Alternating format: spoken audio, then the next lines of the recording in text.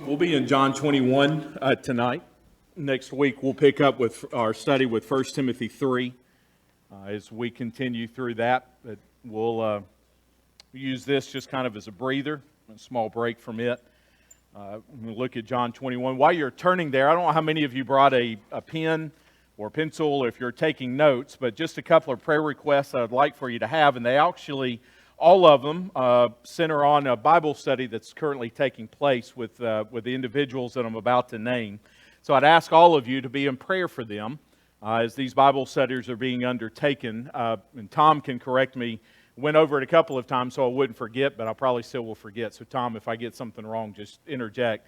But Tom and Sue are having a Bible study with a lady by the name of Alicia and her mother Faye. They're doing that on Tuesdays at 1 o'clock. And they go and they study with her about 1 to 2 o'clock. Anne Marie and Jane, we go to the Women's Center once a month, and Anne Marie and Jane received 2 requests for a Bible study yesterday from the Women's Center. So Anne Marie and Jane Owen are going to follow up with that. Mac is having a study with, if you didn't see the email earlier, with a young lady by the name of Tish, who's a freshman finishing up her freshman year at NC State. And her fiance Evan, who is joining, and that's taking place on Sundays as well. And then Tom's got a Bible study set up with a neighbor actually on our street. His name is James Watson. And he lives, if you just go out our driveway and take a right, he's right there on the corner when you go around the corner there. And he lives in one of the apartments. His name is James Watson. And if you'll put a little parentheses next to him, he's received a cancer diagnosis. And he has a nurse that'll come by and visit with him this week to discuss just kind of what his options are concerning his treatment. And if you will be in prayer for him, again, his name is James Watson. If you've been through here anytime during the week or even on a Sunday or Wednesday, and you've seen an older gentleman walking, then that's Mr. Watson. So just stop and introduce yourself and let him know that you attend church here. But those are the individuals who are studying. Those are the Bible studies we have. We're taking them one day at a time. We'll see what God decides, but we know that prayer does a lot. So if you will be praying for them, please let us know, and we can get you addresses if you'd like to write cards and help Tom and Sue or Mac or Anne-Marie or Jane in their studies with that. That will go a long, long way. But there's a lot of prospects, a lot of potential, and God has certainly opened the door for us on that. So please be in prayer for those. As we go along. So again, if you need an address, just let one of us know, and we'll make sure we can get you some addresses. Tish should already be there. You got that email earlier. She should be in the within the directory fairly soon. So John chapter, I'm going to bring my notes back up. John 21 is where we are going to be tonight. We're going to just look at it and discuss. Just got a few questions. We'll see where we go. And however long we go is however long it will take us to go through this. So we've got Jesus making his third appearance, if you will, so third resurrection appearance. I'm not going to read the whole chapter. We're going to look through a couple of things with this. But just kind of a did you know, when John records Jesus and tell them to lay down their nets, this is actually a parallel with Luke chapter 5. In verses 1 through 11. So if you want to if you're taking notes or if you're writing in the margin of your Bible or something that you want to undertake on your own, then when you read John 21, you also want to read Luke 5. So John 21, 1 through 14, you also want to read Luke 5, 1 through 11. And that serves as a bookend because Jesus called the disciples in Luke 5 by telling them to lay down their nets on the side, and they hauled in a thing of fish, and the same thing happened. So it got a bookend miracle when it comes to the disciples. So just kind of something if you want to do that on your own, you can. You can compare, you can contrast, and come up with your own lessons, but it makes for a really good personal Bible study on your own. So verse 1, though, something that I do want to look at, as John kind of sets the stage for the entire chapter and the events, he says this, that after this, it's after the book, after Thomas, the purpose of the book, after Thomas sees him, Mary Magdalene, all the disciples, all of that. It says, after this, Jesus revealed himself again to the disciples by the Sea of Tiberias, and he revealed himself in this way. So 2 times the word reveal is given, 2 times. And I don't want you to answer now, because I'm going to ask it in a minute. So I know that we can do more than one thing at a time. I want you to be thinking, why would he go with an emphasis on reveal, but then specifically that he revealed himself in this way? It's almost as if it was calculated by Jesus, that Jesus is doing this and everything on purpose. I want you to be thinking about that, because we're going to come to that question in just a minute, but I want to give you a chance to just reflect. I want to give you a chance to kind of just, why is Jesus calculated if Jesus is even calculated with that? But the million-dollar question that I left you with from the sermon this morning, why do you think Peter goes fishing? It's something I was curious about when I mentioned it, not just this morning, but putting my own notes and everything together. So we're about 2 weeks or so, maybe 3 weeks after Jesus has been resurrected. So 14, 20 days, something like that, half of his stay. He's going to ascend after 40 days. So we're about halfway through. Keeps everybody waiting. He reveals himself, appears to the women. Know that he appears to the disciples in the upper room. But 2 weeks. Peter says, I'm just going to go fishing. Why do you think? Suzanne, what do you think? Well, the practical reason is they don't have any money. Okay. They've been working with Jesus, and they've been provided for by a lot of women who have been giving them money, financially providing their meals and lodging and things like that. And at this point, it's been 2 weeks. Judas had the purse, it's gone. I mean, they're in a pretty serious situation financially. Okay. I didn't even think about that, but that's a great point. So if you hear Suzanne, if nothing else, they got to eat. And the only way we're going to eat is have money, and the only way we're going to have money is to work or find, it's either steal it, we're not going to do that, so we're going to just go do it the honest way. We're going to go do it the way we know how. Okay? All right, so I didn't even think about that, but it's a great point. Yes, sir? Staying busy keeps your mind off your problem. Oh, okay. All right, so if nothing else, staying busy. What's the proverb? Idle hands are what? Okay, what's the meaning of the proverb? What's that supposed to mean? What's the purpose of that proverb? What's the wisdom of that proverb? Okay, keep busy. Whether it's just a healthy distraction, as Brother Bill said, it just takes your mind away for a moment. Maybe your heart and your mind away or off of the problem, off of the issue. Just somebody who sits around and just does nothing but think. You get overwhelmed by everything. What else? Why else would Peter go fishing? Tom and then Jeff. I think what you said today is that's what was comfortable to him. That's what he knew. That's what he was sure of. His whole world had kind of been turned upside down, not really knowing and understanding. He'd heard the words for 3 years. I'm going to rise up. My kingdom's not of this world. And yet, what does that really mean? Where do I fit in? And he knew how to fish. Okay. All right. Now, well, and that's a good point that, yes, this is comfortable, but you mentioned something. His whole world, and really all 12 of them, even Judas can be lumped into this. The whole world is turned upside down because he's not leading a military revolt. He's not running for office. He's not challenging Caesar. He's not doing any of the things that he said he wouldn't do, but they just still in the back of their mind. It's still a physical kingdom taken by force. The whole world's turned upside down. Messiahs don't die on crosses. Saviors don't die. They're not arrested and criminalized. So where's all of that? That's just kind of hanging in the balance. Jeff? I think this is probably wrong, but I'm going to say it anyway. The first thing I thought of when you posed the question this morning was maybe he was thinking he might be out of a job being one of the 12, that he had failed, and so needs to be getting back to brushing off his fishing skills. Oh, okay. Now, I didn't think about that, but no, he's right. He invested. He trusted me for 3 years. Obviously, I failed that. He won't bring me back because there's just kind of a one and done type thing. So that's a good point. Maybe I do need to, in Suzanne's point, making money. So I do need to, I'm kind of rusty. I haven't been fishing for 3 years or so. Go ahead, Adam. They have not received their final instruction. Okay. If you look at the scriptures leading up to that point, Jesus had not given them a task. Even when he visited them the first time Thomas said, my Lord, my God, they still had not received an assignment, what he wanted them to do. Yes. And so, if I don't have an assignment, what am I going to do? I'm going to do what I know how to do. All right. And I didn't think about that, but you're right. The assignment, the only assignment, if you want to say, that they have received was actually what Jesus told the women to tell them, which is what? Do you remember what they were supposed to tell them? Meet me in Galilee, which is amazing because they didn't obey all the other things, but they did this, right? I just kind of stood there for a moment that here are all of these other moments, and perhaps they're learning.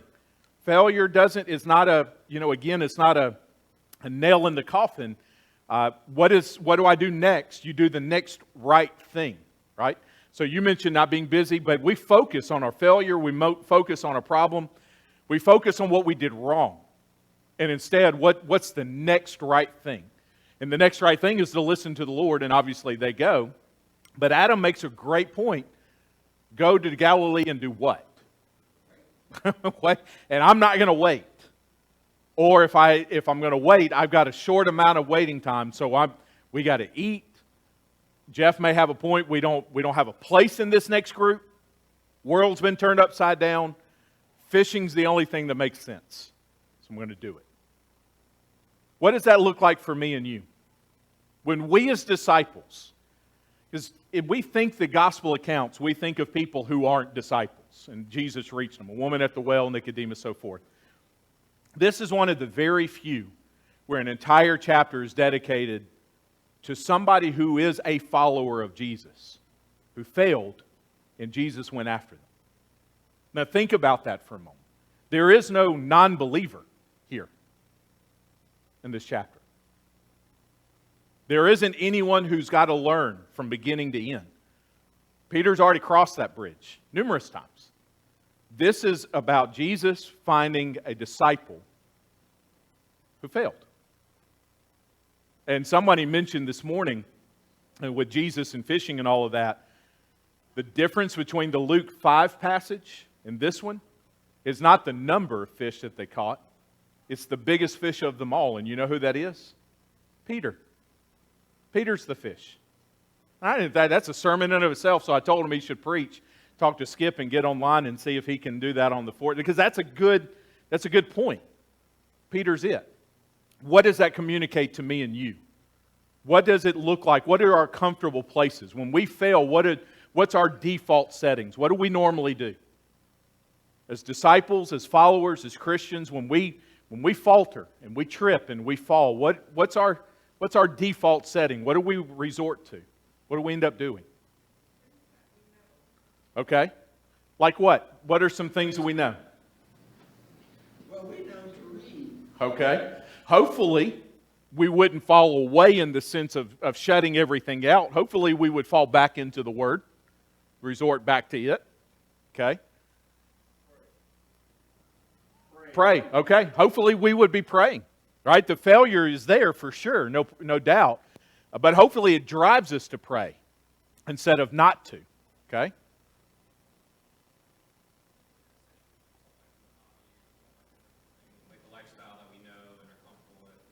Okay. Work or addictions or whatever. Okay, so a negative thing, we would throw ourselves into work. Peter threw himself into it, but because we know it. The way that I would describe it, I didn't mention it this morning, I think Peter needs a win. You ever heard somebody say, I just need a win in life? I keep losing, I need a win. Peter needs a win. And I can win at fishing. I think sometimes we look at it's not a bad or unhealthy, it just is. But I think we look at that and I can win at fishing. I can do my job. I can work. So we may throw ourselves into work or something else. We go back where the Lord asked the question, who do men say I am? And Peter comes out with the right answer, but then he sticks his foot in his mouth, the right answer. Sure. And he's rebuked by the Lord, and then he denies the Lord. So Peter's at a low point. He is. And he is the oldest of the group. Okay. So what do? I'm going to do what I know how to do, and they're going with me. Okay. To that point, it was an absolute blow, because if he was going fishing because he needed a win, he didn't get that this night either. No. They threw nothing That's right. That's right, which again is what happened in Luke 5. Right? They toiled. Even Peter will say, we toiled all night. And it's amazing, Peter is a little bit more vocal in Luke 5. A lot more vocal. Hey, we toiled all night, we labored all night, we didn't succeed. Jesus tells him, he says, nevertheless, at your word, I'll do this. Peter's quiet. Peter's absolutely quiet through this. Have you guys noticed that? Other than, I'm going fishing. That's it. That's the only recorded statement of Peter. So Peter isn't just in the sense of at a low point. He's dealing with humiliation. He's been humiliated by things that he knew not to do and he did them. And Daniel, you're right. We'll throw ourselves into work when we probably should throw ourselves into prayer. And in the Word, we'll throw ourselves into work. Or we'll stay away from church. Or we'll cut out people in our life. Or we'll find people who are feeling like us and we'll surround ourselves. You ever wonder why the other 6 are there with him? I mean, other than the fact that they listened and went to Galilee. And I still wonder, where's the other 4 or 5? Where's everybody else? The ones that are missing. The point is, when you fail as a disciple, when I fail as a disciple, and we all will, it will happen. What will we do? Will we pray? Will we read? Will we find among each other the support that we need? Will we throw ourselves into work? Will we cut ourselves off from everybody else? Will we isolate ourselves on a boat? Will we try to look into ourselves and I can do this, I'll come up with my own strength? Will we allow our emotions to eat us alive? What will we do when that happens? Because it will. It's not an if, it's a when. Because no one here in this building is perfect. It will happen. Maybe not to the degree that Peter, not to the level of Peter, but it will happen. We'll fall short. We will sin. What will we do? And this is the importance of that maturity and that growth. So, I want to come back to this revealing. So, verse 1 tells us 2 times that Jesus revealed himself. So, in verse 4, he's standing on the beach at daybreak. In verse 6, he tells them to throw their nets to the side, over the side, and they do it. And then in verse 12, he's actually got breakfast ready for them, which is amazing in of itself. So taking the totality of this event in these first 14 verses, why does Jesus reveal himself in this way? Because it seems calculated to me. Think of the whole thing. Why does he reveal himself to the disciples in this way? When he, by the way, could have done it easily in an upper room 2 weeks prior. Why this way? What's he doing? Adam? Okay. They're at a low point. And even though they've seen him, they're still at a low point. He's not there continuously. And who's going to lead us? Okay, so they need hope. And right now, Jesus is showing that hope that I will be there with you. And he revealed himself in such a way, when you say reveal, I'm here physically with you. Yes. I'm going to eat with you. I'm going to commune with you before I leave. I'm going to teach you. Okay. All those things he's manifesting himself with him right there. Yeah. So they can recognize, I haven't left you. Even though you don't see me like like I was early in the upper room, but I'm still here. Yes. The revealing is almost, you're right, they need hope, so he's got to move them. And he's got to move them slowly, but surely he's got to move them from no hope to hope. But the way that he does it, and I like the threefold way that you said. First, he's just going to let them see him, right? Him just here. I'm not dead. I'm not buried. I'm alive. And then I'm going to eat with you.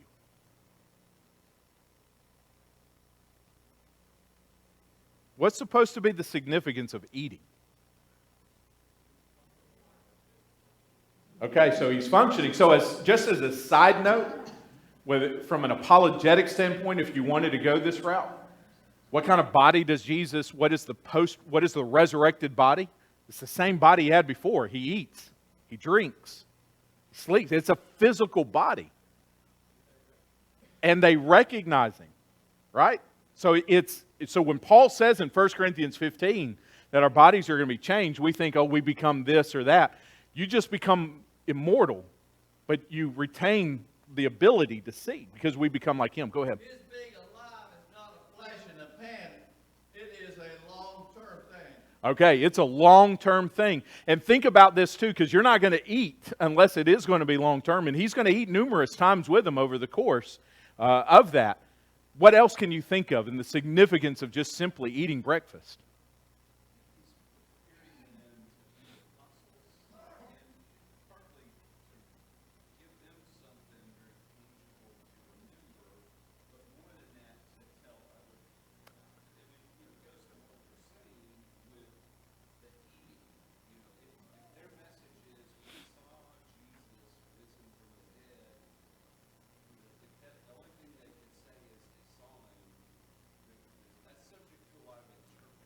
Yes.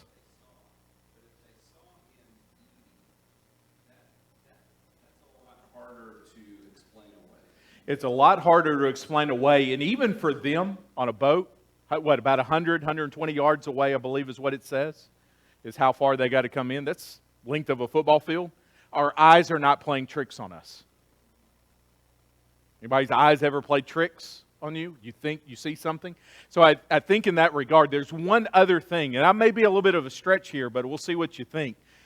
What is the man in the Old Testament that when he was at his lowest point, out of all the things that God did to bring him out, one of the things that he told him to do was get himself something to eat? Do you remember? You remember who he was? Elijah the prophet. When he was at one of his lowest points, when he was at his lowest point, when Jezebel put a bounty on his head, and he runs away, and he flees, the two things that the Lord tells him to do from a physical standpoint is to do what? Take a nap and get something to eat. And he does it not once, but twice.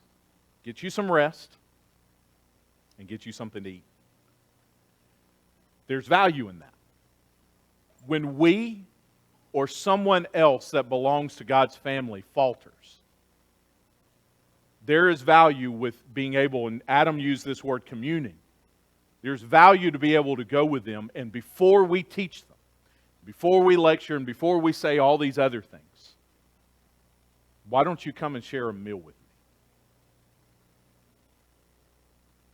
Part of the restoration process and part of the restoring of Peter, and how Peter knows that he has a place, because Jeff, he's maybe struggling with that, and I think he is. Do I have a role? Do I have a place? If I got a place at the table of Christ, then I got a place in the mission of Christ. I got a place at the purpose in the kingdom. And there are a lot of our friends and family who have fallen away for their own failure, and their sin is great, and there is no doubt, and it must be handled and it must be taken care of. But sometimes we want to take care of it when we should take care of them first, so then we can take care of it. Come and eat.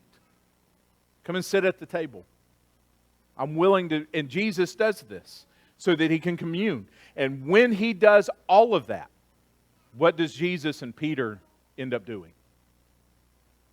When they're done with breakfast, they reconcile. Jesus leads him on that journey. So I want you to explain Jesus' conversation. I'm not going to read it because you're my crowd, my Sunday night crowd, so I know you know it. I want you to explain the conversation to me. After breakfast, Peter's been up all night, and I can envision Jesus saying, Peter, I want you to go for a walk with me. And then, of course, you know the conversation. Peter, do you love me? Yes, Lord. Peter, do you love me? Yes, Lord. Peter, do you love me? Yes, Lord. I'm shorthand, but I want you to explain that to me.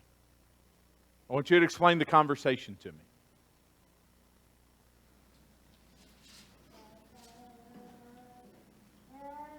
There's three different words for love. Okay. So what's the... Go further. So, one of the words is phileo. Okay. One of the words, the last word is agape. And now you're going to put me on the spot. I don't remember that. what's the other one? Storge. It's Storge, yeah. So it starts with kind of some familiar love, then familial love, and then finally the kind of like the love that God has for us. It's Yep. that undeserved love in a way. I love you regardless of the situation that we're in. That's the God, and that's where he ends at. And each time Peter keeps answering back with not the word that Jesus uses. Yeah. Peter keeps saying phileo over and over and over. Mm-hmm. And what is Jesus subtly communicating? Not just to Peter, but to us who read it. What's the communication? Peter needs encouragement more than anything. And we all stumble. And Jesus related to, yeah, you stumble, Peter, and I'm going to encourage you because I need you also to encourage your brothers when they stumble. So I'm building you up for a greater battle, a greater challenge, Peter. And I want you to become a leader. But you can't become a leader if your wings are broken. So I got to restore you so you can be functional, Peter. Mm-hmm. I want you to know I love you, Peter. But I want to know, do you really love me? How much do you really love me, Peter? And let's just talk about this love, okay? Tom. I think Peter needed to affirm. Mm. He remembers seeing Jesus looking at him through that window. And he knows Jesus prophesied that you're going to do this, and he said, no, I'm not, but he knew he did it, and he knew Jesus saw him do it. He needed to tell Jesus, and Jesus knew that he needed to say those things to him to affirm that you know I love you. After all of that went on, and we're here now, you still know that I love you. And Peter needed to say that for himself. Yeah. And I wonder how much, I've wondered the same. It's not that the Lord needs to know or be reaffirmed or anything. How much does Peter need to hear it out of his own mouth when 2 weeks ago, out of his own mouth, I don't know the man. I don't know the man. I don't know the man. How many times does he need to hear his own mouth say, I do know him, and not only do I know you, but I do love you. So that leads to this question, and Adam, you brought it up just a second ago as well. This conversation centers around love, but why is it around Peter's love and not the Lord's?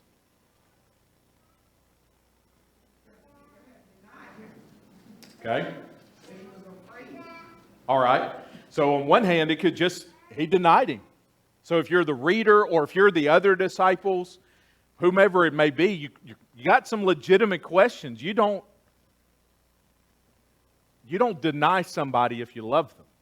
Or if you love them, you don't deny them and leave them and abandon them. Okay? What else? There is a second chance you can turn and come back. You can. Yeah. And Peter needs to know that. Peter needs to learn that it's not a one-time thing, and that's all you get. Because sometimes I believe we struggle with this. The Lord gives me one chance. I better not mess it up, because if I do, that's it. And then I do, and now I'm done. And I can't come back. And yet the communication to Peter, first and foremost, and then obviously to us as if we're paying attention, when we fail, the biggest thing is to come back to Jesus. Not run away. Not run away from the church. Not run away from the Bible. Not run away from all those things. Not go the opposite. Come home. Come back because you can. And didn't the Lord teach Peter about forgiveness? And remember, Peter asked the question how many times? And what did the Lord say? I wonder if Peter ever wondered if he had to learn to forgive himself 70 times 7. Because we have to learn to forgive ourselves 70 times 7 too. What if the other person that you have to forgive is the one in the mirror who failed earlier today or yesterday? Adam, go ahead. There's a bigger picture.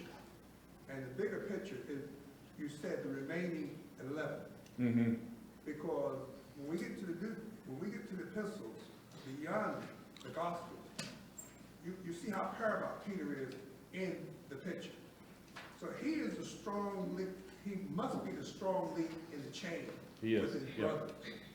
If that link ain't strong, those others will crumble. Mm-hmm. And so Peter has to be restored.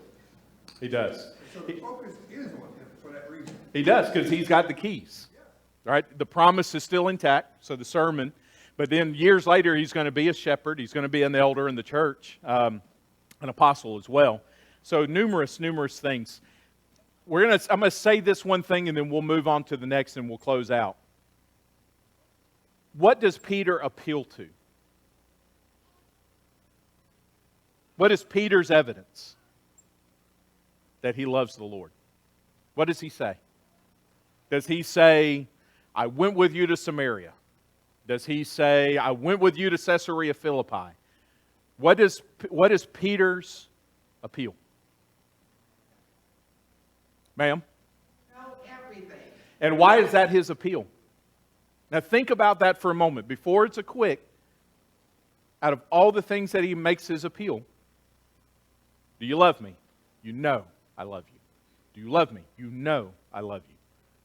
Do you love me? You know I love you, Lord. That's the only appeal he makes. Why is that the only appeal? Why doesn't he say, for 3 years, I did X, Y, and Z? For 3 years, we did X, Y, and Z. For 3 years, I went here and I went there. He doesn't make any appeal to any of those things. He just simply makes his appeal, as Maybell said, Lord, you know. Why is that his appeal, Harry? That is the ultimate confession that I do know who you are, and my love is genuine for you. The other things that I do weren't going to make me acceptable before you, and it is my love in keeping your commandments that makes me acceptable before you. And that's Okay. Anybody else? Gary? Side thought. Okay. This is pretty intense. He's one of 11. What happened with the others? The 6 are in the boat with him, Okay. and we don't know where the others would be. We know where Judas is. I'm saying, the reason I asked it that way, maybe I should have stated. Because Peter went through this, and because of its intensity, maybe we think he has a role with the remainder of them, that where he goes, they will also go. That's true. Yeah. Is he not the only one that gets this kind of, I don't want to say interrogation because it sounds too strong, but it is an interrogation. It is. I agree. To this level, yes. Thomas maybe, just simply because Thomas refuses.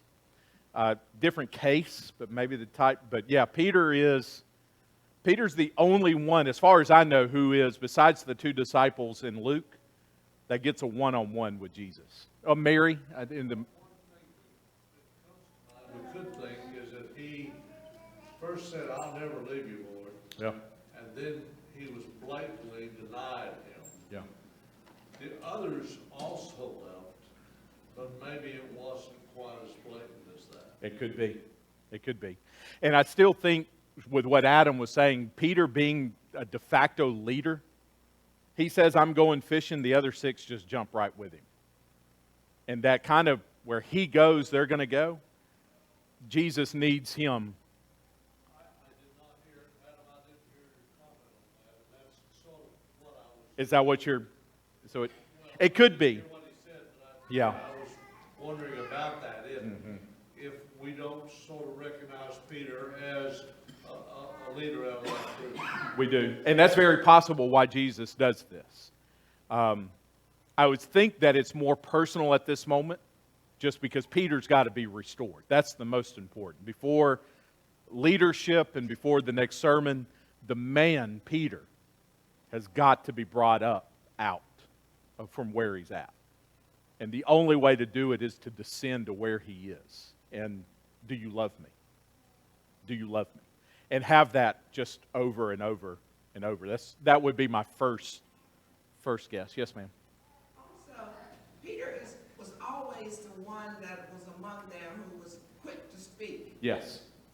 And it was there, and I think the others sort of looked to him since he was the one who admitted who Jesus was Sure. in the beginning. Who did you say that I am? And the others.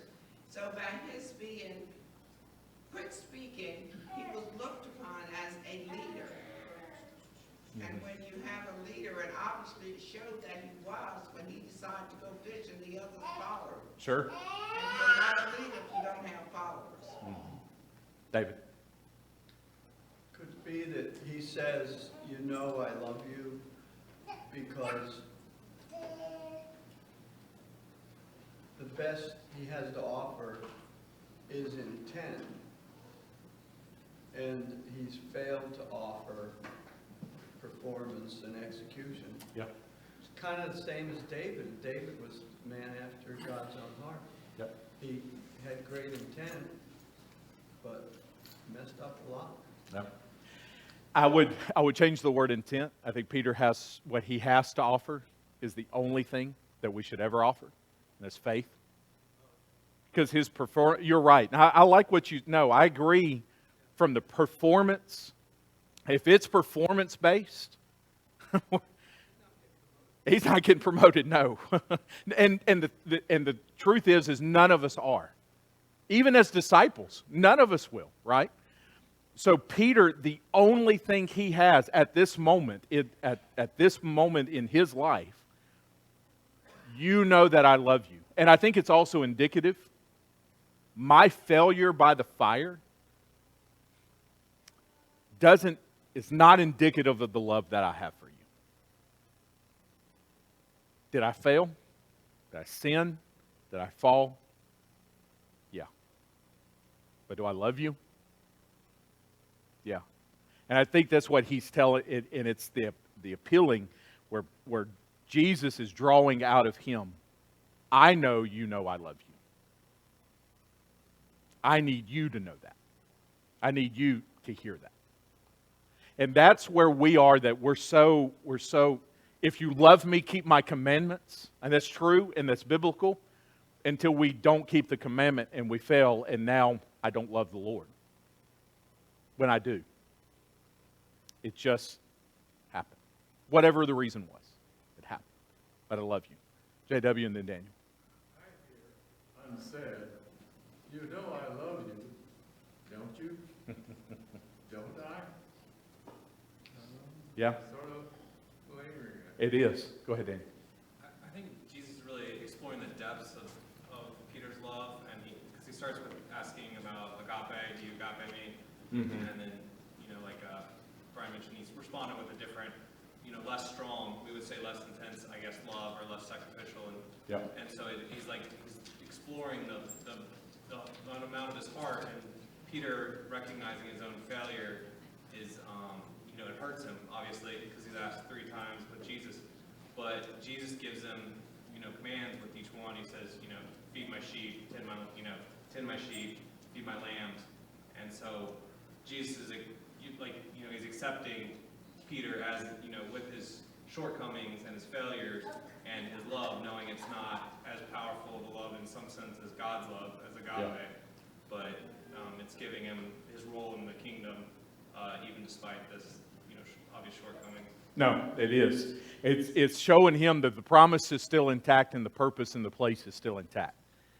You just need to know that yourself, Peter. You need to know that. And that's the hardest. It's for us to be convinced of that ourselves. Very quickly, Peter has a problem with John. Hey, what about this guy? What about this fella? Which is amazing to me because you had all this intimate conversation, and then Peter looks at John kind of following, which he's eavesdropping on a private conversation, which I think is funny too. Hey, what about him? And I love Jesus' response. What's that to you? And we're going to get to that in just a second, but why is Peter caught up with John's role in John's place? Why is he so concerned at this moment about John? It may be compassion.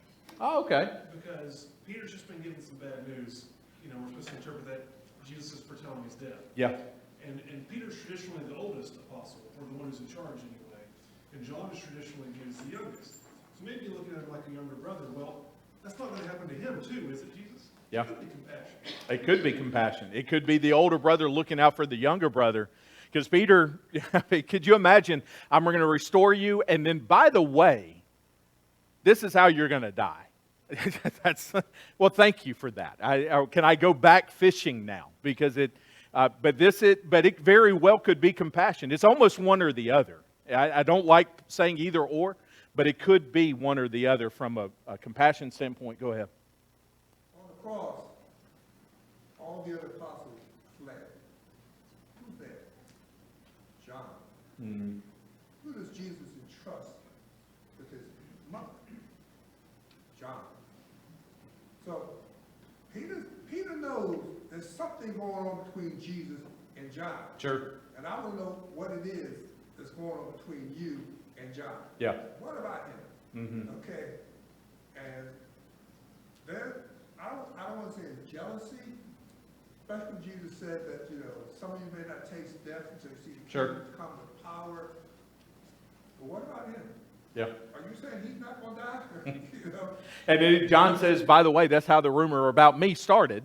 It could be an either or from a compassion standpoint to a rivalry standpoint. And either way, Jesus says, what's that to you? And the reason I bring this up, and I wanted to close with this, is a lot of the time when it comes to our discipleship, we base our following of Jesus on someone else. What about that person? What about that person? What about him? What about her? Could be from a compassionate standpoint in the sense of, hey, maybe they don't need to do as much. It could be something from an older brother, older Christian, something like that. It could be a, look at all that I'm doing. What about them? When are they going to start? It could be numerous things. But it's amazing to me that the entire chapter ends with a call of the very first thing that Jesus says to Peter. What does it matter? You follow me. You follow me. And if he lives to see and he never dies, ever, that's all right. That's okay. Because it does not impact you. So I leave you with a couple of things just in terms of recap. We're all going to fail. Don't let it drive you away from Jesus and drive you away from the church. Let it be something to drive you to Him. Because He's alive and He wants you to come home. 2, let Jesus and His Word probe the depth. As uncomfortable, and Daniel brought this out, as uncomfortable as it probably was for Peter in that conversation, we use the word intimate. Peter would probably say it was uncomfortable, but it was the best thing for him because he needed to know. And 3rd, let's all follow Jesus the way we're supposed to follow Him. And instead of looking at each other in comparison or envy or jealousy, I follow Him, you follow Him, and let's do this together. And let's go. Let's serve Him now, and let's go to eternity with Him forever. But whatever it is, when you leave here, follow Him. When you fail, follow Him. When you don't know what to do, follow Him. When you don't know where to go, follow Him. Because I know life with Jesus, and Peter would be the first one to tell us this, life with Jesus is infinitely better than life without Him. And that's the thought of the disciple. So just imagine, next time you fail, there's one chapter in the entire Bible designated that when disciples fail, what do? Go read John 21, and you'll know what to do. I'm glad you're here tonight. Please remember all the people we mentioned in your prayers this week for the prayer requests and the Bible studies. If you have not had an opportunity to partake of communion, it's been left in the hallway to my right, your left, and someone will meet you there to partake of it together. Let's have a word of prayer. Father, thank you for everything. Thank you, Father, for being with us and being there for us. We do confess that we fall. We know that you know that. We fall short, and we fall, and when we fall hard.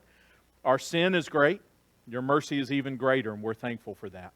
We're thankful that if we come to you, that we can, in repentance and faith, trust. For some of us who are being baptized, Father, we know that any and all of the things that we have ever said and done can be forgiven. And we're thankful for that grace and that mercy. We're thankful for Christ. We're thankful that when we fall, that instead of being clothed with our unrighteousness, we find in Him righteousness and forgiveness and justification. His blood continues to flow as we walk in the light as He's in the light. And when we stumble and when we fall, the promise is that blood washes us free from all of our sin. Thank you so much for these promises and so much else. In Jesus' name we pray. Amen.